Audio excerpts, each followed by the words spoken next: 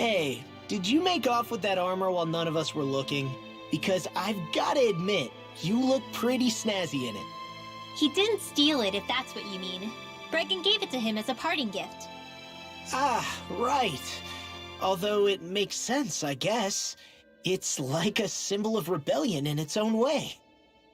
Which is why it should have been your father wearing this, not me. I don't know. I don't think he could have pulled it off like you, man. I wonder what the last wearer of this armor was dreaming of for Cyslodia when they decided to rise up and fight. Who knows? Anyone who could have answered that is long gone. Truth is always lost with the departed. Are you saying there's no point in trying to understand why they gave up their lives? No.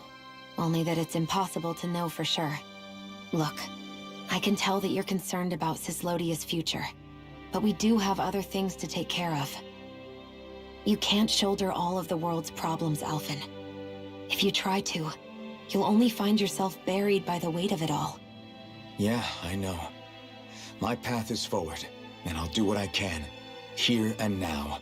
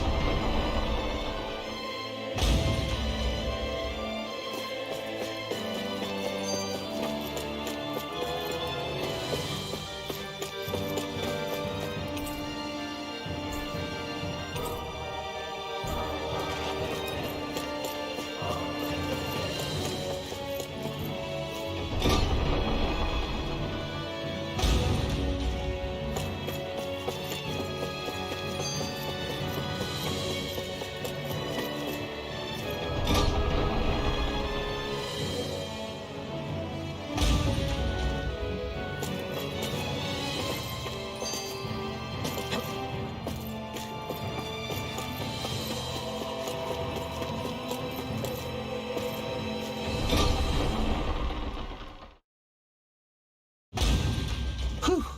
I don't sense any more enemies.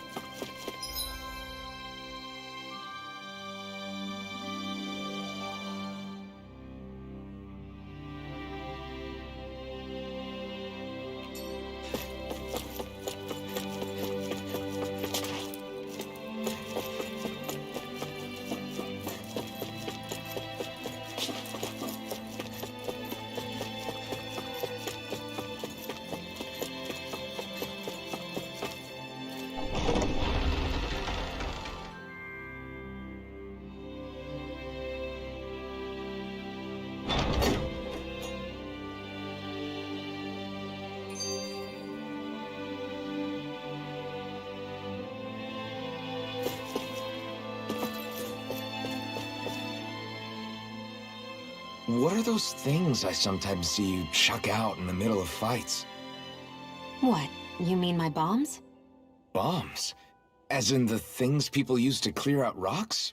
But I could have sworn I saw something other than fire burst from some of yours. That's because these aren't ordinary bombs. They're specially made ones filled with astral energy. Okay. And why do you shoot the bombs after you release them? It's a part of my strategy. The effects of my bombs change when I fire bullets of a different astral element at them. It makes it difficult for enemies to predict what effect they'll have, or when they'll go off. One moment you're using powerful bombs, the next you're using powerful healing arts.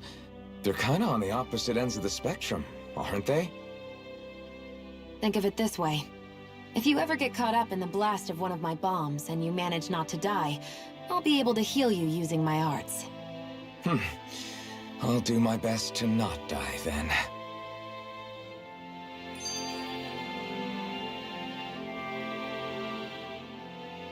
You were born in Calaglia, right, Law? Oh yeah, it's scalding hot all the time there, so I was shocked when I learned Cyslodia is the exact opposite. Not to mention dark. Not anymore, thankfully. How did you even manage to cross the border between realms?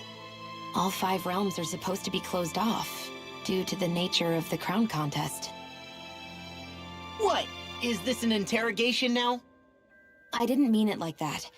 I just figured if a Danon like you was able to slip between realms, it could come in handy later. Ah, good thinking.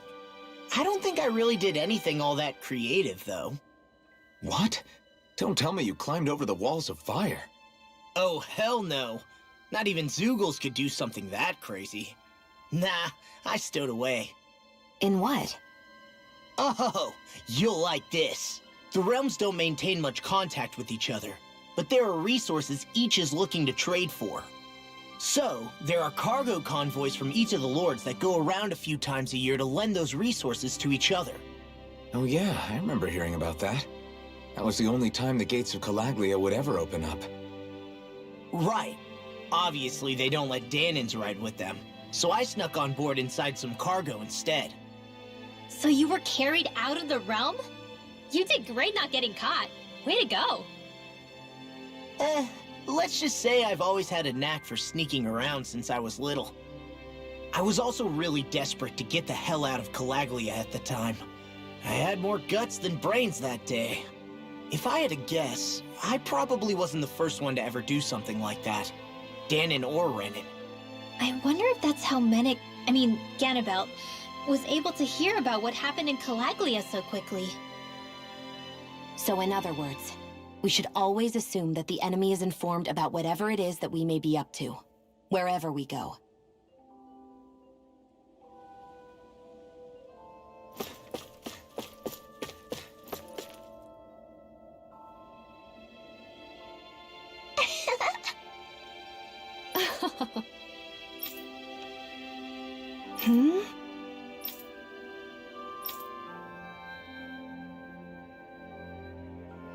Yeah!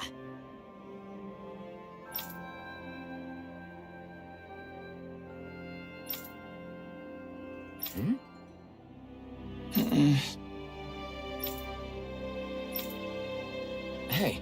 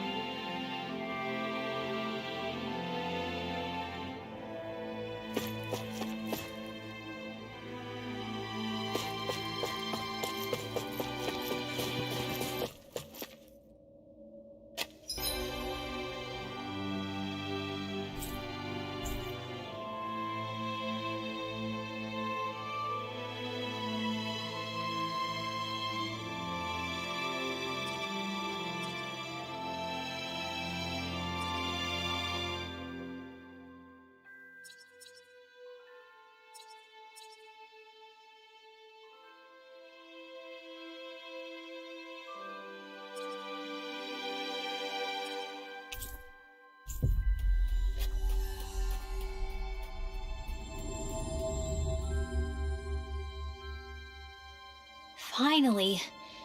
If only we could have flown with the wind to get here faster.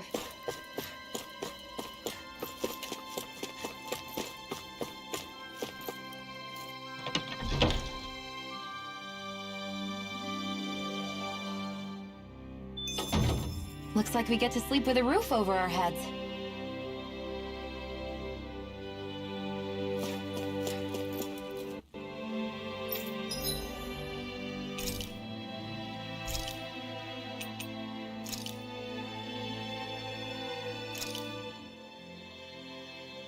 All done. Come and eat.